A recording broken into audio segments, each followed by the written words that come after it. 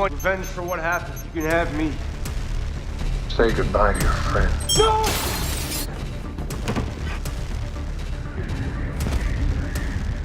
I don't know how to thank you.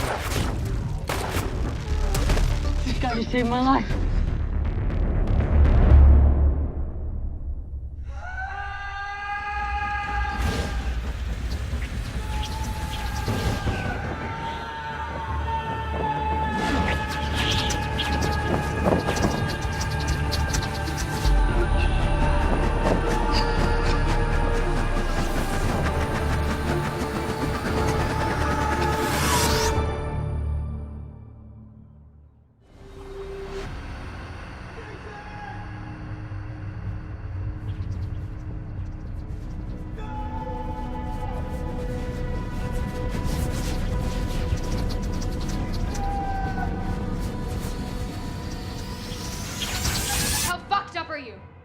All you do is give people reasons to hate you.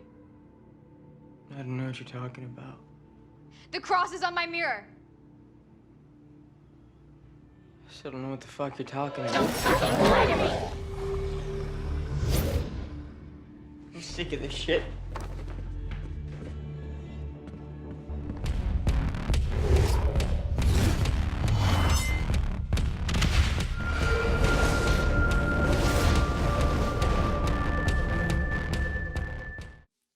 Welcome back, everyone. It's Charlie. This is going to be my Titans Jason Todd Under the Red Hood video. They've been setting him up for an arc, and it's going way faster than I ever thought that it would. There was all kinds of Batman, Nightwing Easter eggs, so we'll break it down. There's a new DC merch giveaway. All you have to do to enter is be a subscriber and leave your favorite Red Hood moment on the video. Careful for spoilers for the recent Titans episodes. There's a lot of stuff that was not in this trailer that we'll be talking about if you have not seen those episodes yet.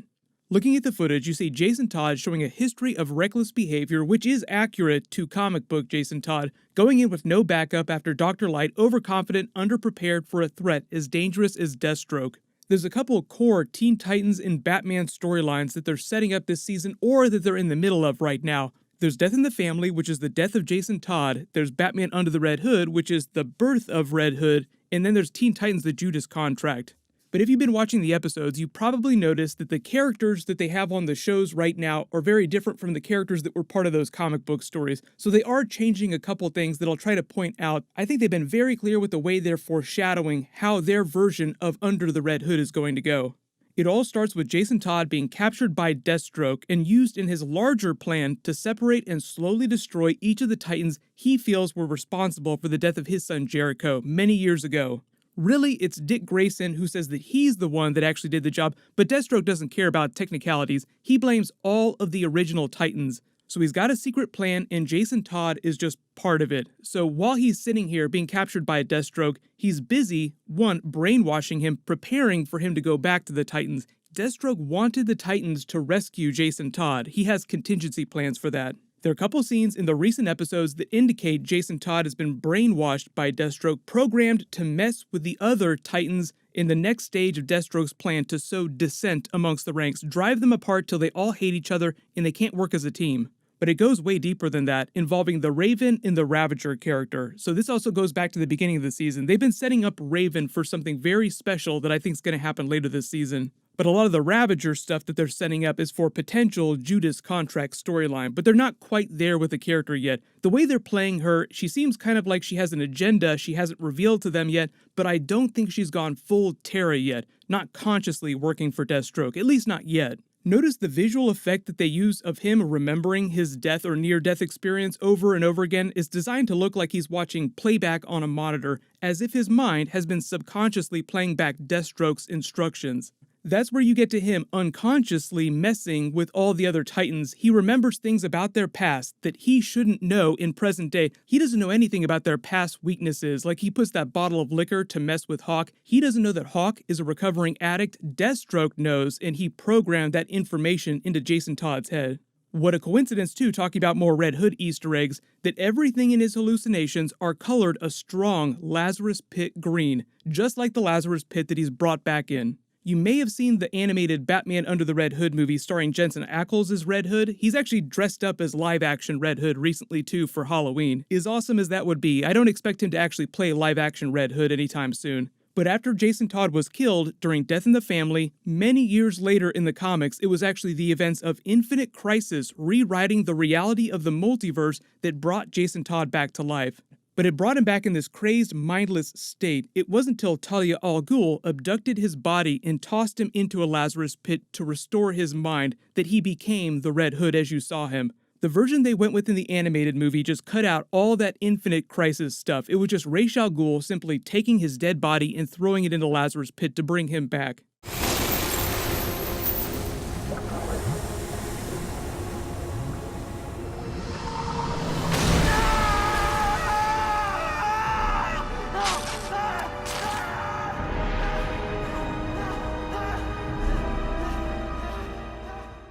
With all the characters that they have currently on the Titans TV show, it seems like the version of Under the Red Hood that they're foreshadowing is that Jason Todd will still wind up dying before the end of the season, but it seems like they're foreshadowing that Raven is going to have something to do with it, him dying, based on all of her recent episodes and the lack of control she has over her abilities. She's hulked out several times this season. She technically already killed Ravager at the beginning of the season.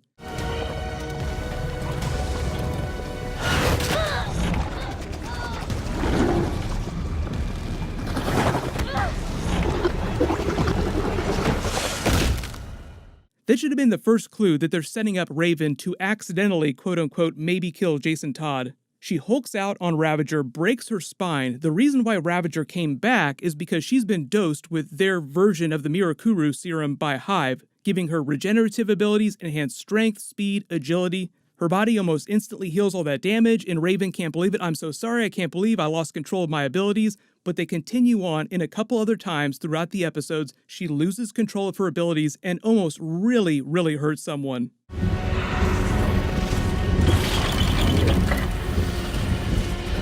Rachel, stop!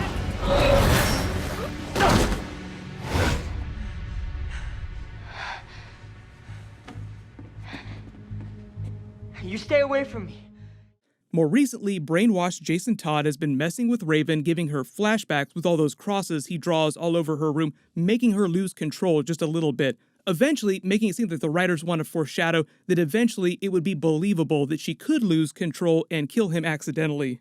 And it's all part of Deathstroke's diabolical plan to turn the Titans in on each other. If he can get Raven to accidentally kill Jason Todd, not only will he break Raven and break Jason Todd literally, he'll also break the Titans completely.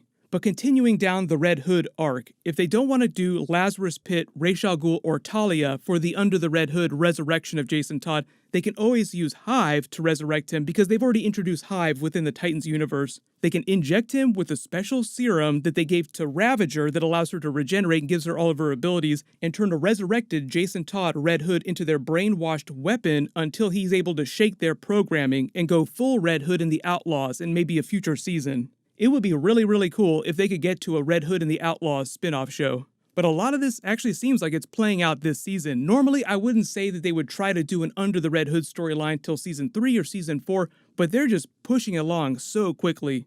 Post all your Jason Todd Red Hood origin theories in the comments below. How do you think he's going to die, and who do you think is going to bring him back as the Red Hood? We're only about halfway through the season, so there's still a couple characters that they have not introduced yet, and we're getting ready to see a full-blown Nightwing costume. Congratulations Vino202, you're the giveaway winner from my last big DC video. Please email me on the About page of my channel so I can get your contact details. Everybody click here for that Flash Batman crossover teaser, and click here for my new Batman movie Riddler and Catwoman video. Thank you so much for watching. Everybody stay awesome. I'll see you guys tonight.